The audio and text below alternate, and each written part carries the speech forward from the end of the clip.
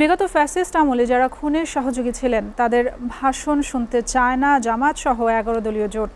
জাতীয় সংসদের প্রথম অধিবেশনে রাষ্ট্রপতির ভাষণের প্রতিবাদ জানিয়ে ওয়াকআউটের পর এমন মন্তব্য করেছেন জামাতের আমির ডাক্তার শফিকুর রহমান। সংসদে রাষ্ট্রপতির ভাষণ দেওয়ার কোনো নৈতিক অধিকার নেই বলেও জানান তিনি। জুলাইয়ের সঙ্গে বিশ্বাসঘাতকতা বন্ধ সহ বিভিন্ন স্লোগান লেখা প্ল্যাকার্ড দেখিয়ে রাষ্ট্রপতির ভাষণ বর্জন করেন বিরোধী দলের সংসদ সদস্যরা। নুরুদ্দিন খানের প্রতিবেদনে বিস্তারিত। মোহাম্মদ শাহাবুদ্দিনকে তার মূল্যবান ভাষণ প্রদানের জন্য অনুরোধ জানাচ্ছি। বিকেল 3:40 জাতীয় সংসদের কার্যপ্রণালী অনুযায়ী ভাষণ দিতে আসেন রাষ্ট্রপতি মোহাম্মদ শাহাবুদ্দিন। সম্মানিত সংসদ নেতা ও প্রধানমন্ত্রী, মুহূর্তে উত্তেজনা ছড়ায় প্রথম অধিবেশনে। রাষ্ট্রপতির ভাষণ বর্জন এবং ওয়াকআউট করে বিরোধী দল জামায়াত সহ 11 দলীয় জোটের এমপিরা।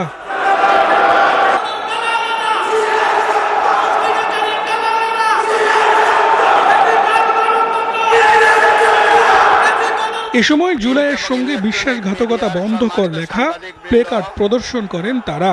বিভিন্ন স্লোগানও দেন সংসদ সদস্যরা। সবাইকে জানাই আন্তরিক অভিনন্দন ও শুভেচ্ছা।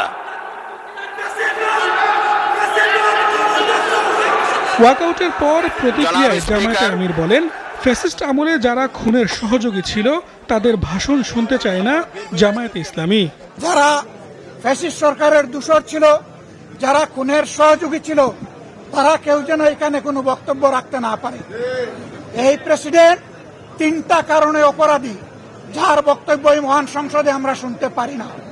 প্রথম কারণ হচ্ছে তিনি সমস্ত খুনের সহযোগী ছিলেন। তার আমলে যে খুনগুলো হয়েছে, একটা খুনের বিরুদ্ধেও তিনি শাসক গোষ্ঠীর প্রতিবাদ করেন নাই। সেই খুনে তিনি কোনো ব্যবস্থা গ্রহণ করেন নাই। প্রেসিডেন্ট রাষ্ট্রের অভিভাবক হিসাবে তিনি জঘন্য অপরাধ করেছেন রাষ্ট্রের নাগরিকদের প্রতি। ফ্যাসিস্ট দোসর রাষ্ট্রপতি যখন বক্তব্য দিতে এসেছেন, আমরা স্পিকারের কাছে বারবার আহ্বান করেছিলাম আমাদের এই বিষয়ে বক্তব্য রয়েছে, সেই বক্তব্য বিরোধী দলীয় নেতা উনি উপস্থাপন করবেন, কিন্তু সেই সময়টা আমাদেরকে দেওয়া হয়নি, আমাদেরকে কোনো ফ্লোর দেওয়া হয়নি। এর প্রতিবাদ স্বরূপ আমরা আমাদের প্রতিবাদ জানিয়ে সেখান থেকে ওয়াকআউট করেছেন। জামায়াত আমির বলেন, আগামীতে এই সংসদে কোনো অন্যায় মেনে নেবে না 11 দলীয় জোট। স্পিকার মহোদয়কে অনুরোধ জানিয়েছিলাম তাকে যেন ভাষণ দিতে দেওয়া না হয়। তারা আমাদের কথা গ্রাহ্য করেন নাই। আমরা সংক্ষুব্ধ হয়ে সংসদ থেকে বের হয়ে এসেছি। আমরা আগামীতে এই সংসদে কোনো অন্যায়কে আমরা বরদাস্ত করব না এবং মেনে নেব না। জনগণের স্বার্থ ও অধিকারের পক্ষে লড়াই করার ঘোষণাও দেন ডক্টর শফিকুর রহমান।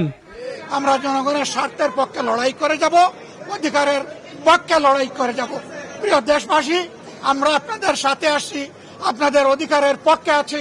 নুরুদ্দিন খান, এসএটিভি, ঢাকা।